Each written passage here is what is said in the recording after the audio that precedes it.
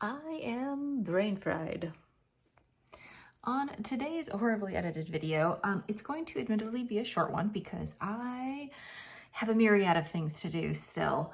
But I wanted to do a fun little kind of things that I was not expecting and nobody told me before I started keeping snakes. So here is things no one told you about keeping snakes, probably.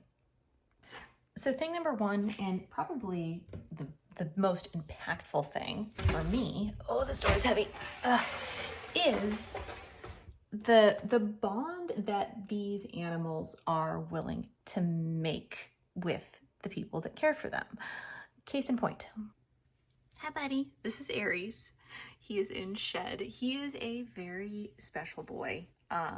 Although, I don't know exactly how special he is or if it's just allowing them the space and opportunity to show us what they are capable of. So we're going to do our little kind of ritual that we do when he is in shed and see if he wants some water. Are you thirsty, bud? Oh, hold on. I need to... Awkward. It's like, where'd it go? Sorry, I was holding it in... I was trying to film with my non-dominant hand. You thirsty, bud? So this dude has me trained to bring him water when he's in shed. He loves his little... This is a humid nest. Technically it's a hide, but he loves it. He will not leave it when he is in shed, but I have found if he hydrates, hanging down my small finger, while he's in shed, that actually helps. When it actually comes to shedding time, it helps him shed a little bit more completely. He got a little sip of water. Do you want any more, buddy? But just the fact that he trusts me to the extent that, one, I can stick my hands in his enclosure pretty much at any point in time and he doesn't respond to it, and two, he will accept water when he's in a more vulnerable situation like being in shed. It does affect their eyesight, is pretty remarkable. So yeah, that's the primary thing. There he goes. I think I was distracting him with the light on my camera. Good job, bud. Most of the animals in my care will now do this, including Stella. Stella and I kind of created the offering of water bond when she was on her eggs, which was incredibly remarkable and truly fascinating. But there he goes. This is our little ritual. Super cool. This right here. No one told me that this would be a thing in caring for snakes. Who knew? You knew, huh, bud?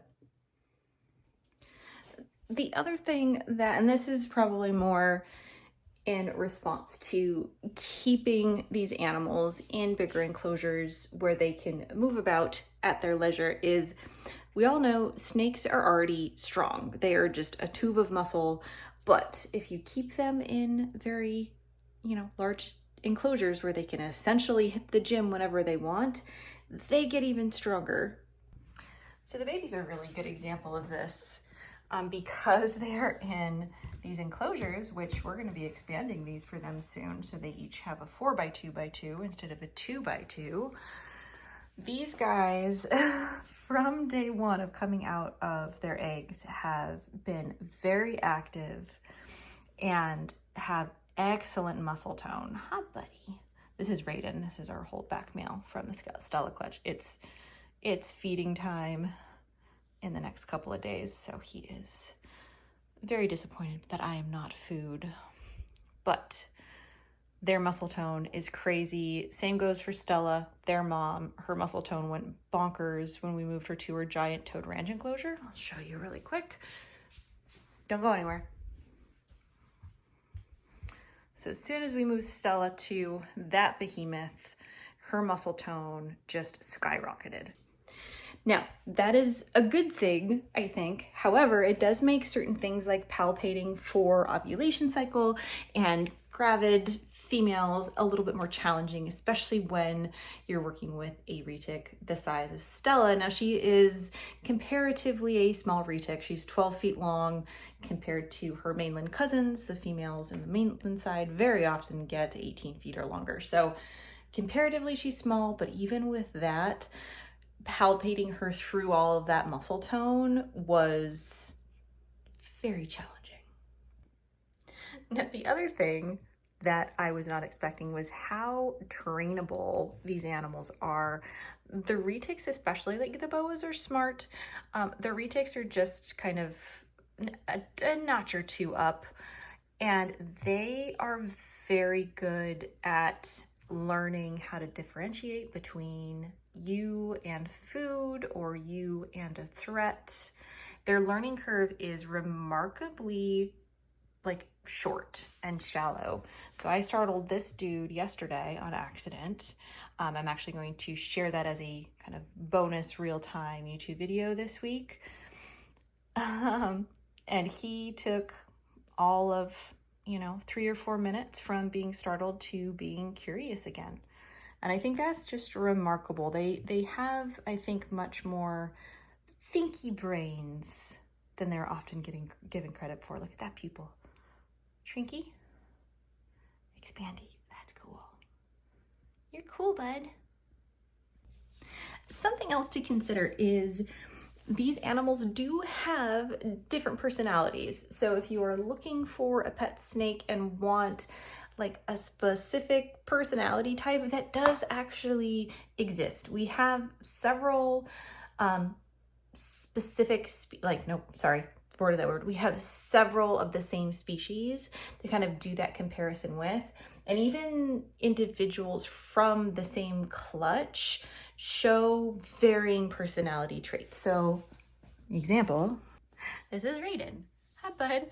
Raiden is pretty darn curious. He didn't used to be. He came out a little bit more shy, but he's a curious little dude.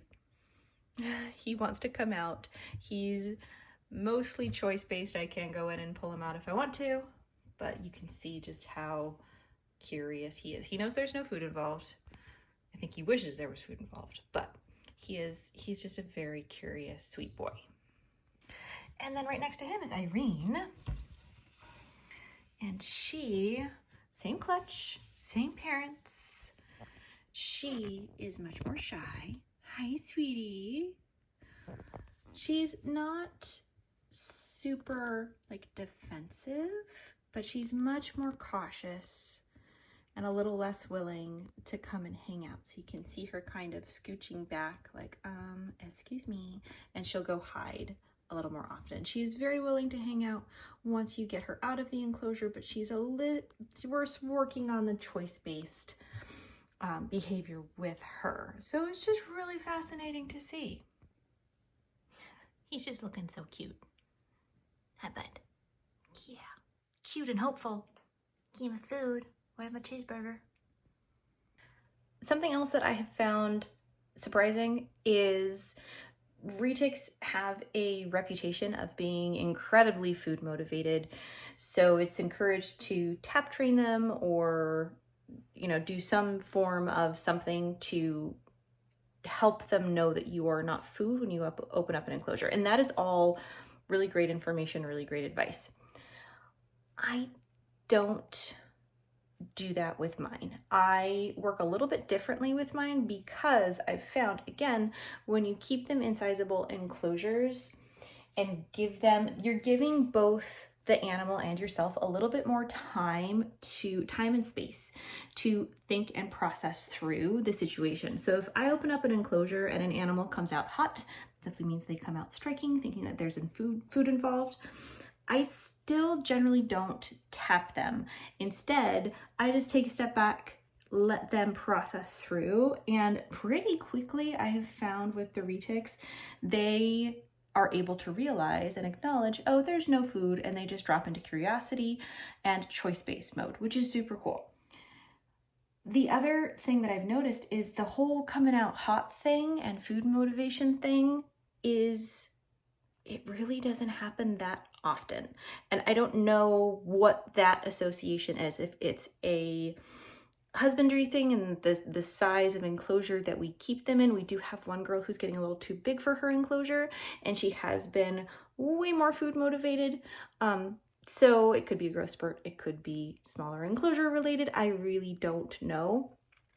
But if you have experience with retics and have noticed a difference in behavior depending on how you're keeping him, because that has been my experience. We've moved animals from smaller enclosures to larger enclosures, and every time that that animal gets moved to a larger enclosure, their tendency to come out hot decreases significantly. Stella has never come out hot since we moved her to her giant toad ranch. She used to when she was kept in an 8x2x2.